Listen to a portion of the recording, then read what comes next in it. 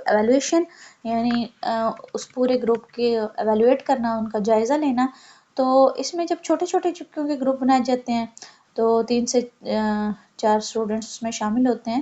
تو اس کو ایویلویٹ کر لیا جاتا ہے. پھر یہ پتہ چلایا جاتا ہے، مطلب آسان ہو جاتا ہے یہ چیک کرنا کہ گروپ نے اپنے جو پرپز تھا ان کا مقصد تھا، انہوں نے کس لیول تک جو ہے وہ اچیو کر لیا ہے. یعنی ایک آپ نے ٹاپک اسائن کیا ہے گروپ کو، تو پھر جب آپ ایویلیویٹ کریں گے تو یہ آسانی سے پتہ چل جائے گا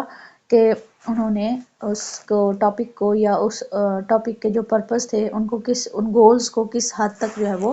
اچیو کر لیا ہے. تو اس کے بعد ٹاسک اکمپلشمنٹ اور جی اسمال گروپس، پیج نمبر جی. اس کے بعد ہے اسمال گروپس، یعنی کہ چھوٹے چھوٹے گروپس میں جو ہے وہ اسٹوڈنٹس کو ڈیوائڈ کیا جاتا ہے، جیسے پہلے بتایا 3 سے 4. پھر ٹاسک اکمپلشمنٹ ہے، یعنی اپنے ٹاسک کو جو ہے وہ مکمل کرنے کے لیے ہر اسٹوڈنٹ اپنی تمام ایفرٹس جو ہے وہ انویسٹ کرتا ہے. تو اس طرح اپنی ٹیم کو یا اپنے گروپ کو کامیاب بنانے کے لیے اپنی طرف سے وہ اپنا بیسٹ دینے کی کوشش کر رہے ہوتے ہیں. اور اس کے بعد ہے ڈویژن آف لیبر، یعنی کام کی تقسیم. تو کام کی تقسیم جو ہے جیسے کہ پہلے بتایا کہ ہر اسٹوڈنٹ کو اس کے حصے کا کام بتا دیا جاتا ہے، پلاننگ کر لی جاتی ہے پہلے سے. تو پھر ہر فرد جو ہے وہ اپنے حصے کے کام کے لیے بھی جواب دیتا ہے، پورے گروپ کی کامیابی کے لیے بھی جواب دیتا ہے. اس کے بعد ہے initiating cooperative learning in the class room, کہ اس کے بینیفٹس جو کیا ہوتے ہیں کلاس روم میں، اس کو کس طرح سے جو ہے وہ چلایا جاتا ہے، ان پر بات کرتے ہیں. تو اس میں سب سے پہلے یہ ہے کہ سلیکٹنگ اسٹوڈنٹس گروپ، کہ اسٹوڈنٹ کا جو گروپ ہے اس کو کس طرح سے ڈیولپ کیا جائے، یعنی اس کو کس طرح سے بنانا چاہیے. یہ ہم نے پہلے بھی بات کی تھی کہ گروپ جو ہے وہ کس طرح سے تشکیل دیا جاتا ہے. تو گروپ تشکیل دینے کے traditional cooperative learning groups were set up to contain, یعنی جو روایتی طریقہ کار ہے کوآپریٹیو لرننگ میں گروپ بنانے کا، اس میں کیا ہے کہ ایک بریلینٹ اسٹوڈنٹ ہونا چاہیے، 2 ایوریج اسٹوڈنٹ ہوں اور ایک جو ہے وہ ایوریج سے کم یعنی کہ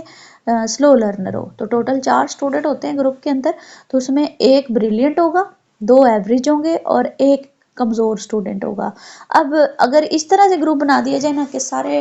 بریلینٹ اسٹوڈنٹ ایک گروپ میں کر دیے جائیں، سارے کمزور ایک میں کر دیے جائیں اور ایوریج جو ہے وہ الگ کر دیے جائیں، تو اس طرح سے جو ہے نا وہ کام زیادہ اچھے طریقے سے نہیں ہوگا، کیونکہ جو پہلے سے ہی کمزور ہے انہوں نے کیسے کام کرنا ہے، اور جو ایوریج ہے وہ بھی اپنی سپیڈ سے پھر لگے رہیں گے اور بریلینٹ منٹوں میں کام کر لیں گے. تو یہ جو ہے وہ آئیڈیل گروپ نہیں ہوگا. آئیڈیل گروپ یہ ہوتا ہے، یا روایتی آپ کہہ لیں ٹریڈیشنل کوآپریٹیو لرننگ گروپ جو ہے وہ اس طرح سے ہوگا کہ ایک بریلینٹ اسٹوڈنٹ ہو،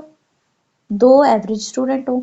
اور ایک سلو جو ہے وہ لرنر ہو. اس سے کیا ہوگا کہ بریلینٹ نے تو کام کرنا ہی کرنا ہے، ٹھیک ہے، اور جو ایوریج ہوں گے وہ اس کو دیکھ کے ان کو بھی موٹیویشن ملے گی، اسپرٹ ملے گی، تو وہ بھی زیادہ اچھے سے کام کریں گے. تو وہ بھی ذرا ایوریج کیٹیگری سے تھوڑا سا اپر لیول پر آ جائیں گے، ان کی لرننگ اسپیڈ اچھی ہو جائے گی. اور ایک جو ویک اسٹوڈنٹ ہوگا اس کو چلانے کا یہ بہترین طریقہ ہوگا کہ 2 اس کے ساتھ ایوریج ساتھی آ جائیں گے، ایک اچھا ساتھی آ جائے گا. تو ان کو دیکھ کے وہ بھی اپنی کمزوریوں کو دور کرے گا اور وہ بھی محنت کرے گا. تو اس طرح وہ سلو لرنر سے کے لیول سے نکل کر ایوریج کیٹیگری میں آ جائے گا. تو یہ آئیڈیل گروپ ہے. اس کی ترتیب کو آپ نے ذہن میں رکھنا ہے کہ گروپ جو ہے وہ کوآپریٹیو لرننگ میں جو آئیڈیل گروپ ہوگا وہ کس طرح سے ہو. ویسے کوآپریٹیو لرننگ سے ہٹ کے بھی جب گروپ کلاس میں کسی بھی کام کے لیے جو ہے وہ ڈیزائن کیے جائیں تو ان میں اس میتھڈ کو جو ہے وہ ذہن میں رکھنا چاہیے کہ ایک بریلینٹ، 2 ایوریج اور ایک سلو، ٹھیک ہے. تو اس کے بعد ہے دوسرے نمبر پر ہے پلاننگ کوآپریٹیو لرننگ ایکٹیویٹیز. اب پھر جو ایکٹیویٹیز پرفارم کرنی ہے ان کے بارے میں پلاننگ کر لی جائے کہ کس طرح سے جو ہے وہ ان کو پرفارم کیا جائے گا. اب جو پلاننگ ہوتی ہے نا وہ کسی بھی چیز کے لیے بہت ضروری ہے، چاہے وہ اپنے لیکچر ڈلیور کرنا ہے، چاہے وہ اپنے جو ہے وہ کوئی ڈرامہ پرفارم کرنا ہے، کلپ پرفارم کرنا ہے، ٹھیک ہے، جیسے کہ ہم نے سیمولیشن میتھڈ میں پڑھا تھا. تو یا پھر آپ نے کوئی کسی فنکشن کے اندر جو ہے وہ پروگرام جو ہے وہ آرگنائز کیا تو اس میں ٹیبلو ہے، تو کسی بھی چیز کے لیے پلاننگ جو ہے وہ بہت زیادہ ضروری ہوتی ہے. تو پلاننگ کے ذریعے جو ہے وہ مل کر کام کروایا جائے، یعنی فرسٹ سٹیپ کون سا ہوگا، سیکنڈ اس ٹاسک کا کون سا ہوگا، تھرڈ کون سا ہوگا، پھر آپس میں ڈسکشن کے بعد، ٹھیک ہے. اور پھر اگر سیلف اسٹڈی دی گئی ہے، مطلب کچھ پڑھنے کے لیے ٹاپک دیا گیا ہے تو کس اسٹوڈنٹ نے کتنا کتنا پورشن پڑھنا ہے، پھر کویسچننگ کس طرح سے تیار کی جائے، تو یہ ساری چیزیں جو ہے پلاننگ کے اندر آ جائے گی. اور پھر setting academic and social goals ہے، یعنی پھر اس کوآپریٹیو لرننگ میں جو گروپ بنایا جائے اور پھر انہیں جو ایکٹیویٹی پرفارم کی کروائی جا رہی ہے، اس کی پلاننگ کے بعد یہ بھی مد نظر رکھنا ہوتا ہے اس کو سلیکٹ کرنے سے پہلے کہ اس کے سوشل گولز کیا ہیں، یعنی سماجی سطح پر اس کے کیا مقاصد ہوں گے، اور پھر تعلیمی اس کے کیا مقاصد ہیں، یعنی ایجوکیشنل میدان میں بھی اور سوشل لیول پر بھی اس کے جو گولز ہیں ان کو سیٹ کیا جائے اور اس کے مطابق جو ہے وہ ایکٹیویٹی جو ہے وہ اسائن کی جائے اور پھر پرفارم کی جائے. اور پھر اس کے بعد ہے بینیفٹس آف کوآپریٹیو لرننگ، کہ کوآپریٹیو لرننگ کے فوائد کیا ہیں. تو اس میں improve comprehension of basic academic content, پھر یعنی جو بنیادی تعلیمی مواد ہے یا مقاصد ہے تو اس کی فہم و تفہیم، یعنی اس کی جو سوجھ بوجھ ہے اسٹوڈنٹس کی وہ زیادہ ہو جاتی ہے آپس میں جب وہ ڈسکس کرتے ہیں، بات چیت کرتے ہیں اس پر. پھر ری انفورسز سوشل سکلز ہے، کہ سماجی جو مہارتیں ہیں، سوشل ٹریننگ ہے، وہ پازیٹیولی جو ہیں وہ اسٹوڈنٹ کی ڈیولپ ہو جاتی ہیں اچھے طریقے سے. پھر الاؤ اسٹوڈنٹ ڈیسیژن میکنگ، کہ اسٹوڈنٹ جو ہیں ان کو فیصلے سازی کی اجازت ہوتی ہے، یعنی جب گروپ میں کام کر رہے ہیں تو وہ آزادی سے کر رہے ہیں اور اپنے فیصلے خود کر رہے ہیں، تو پھر ان کے اندر قوت جو فیصلہ ہے وہ ڈیولپ ہو جاتی ہے. کریٹس ایکٹیو لرننگ انوائرمنٹ، تو ایکٹیو لرننگ انوائرمنٹ کریٹ ہو جاتا ہے جب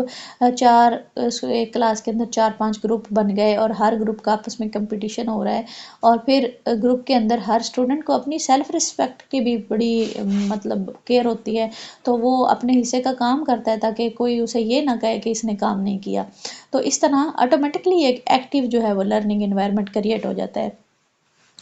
اس کے بعد ہے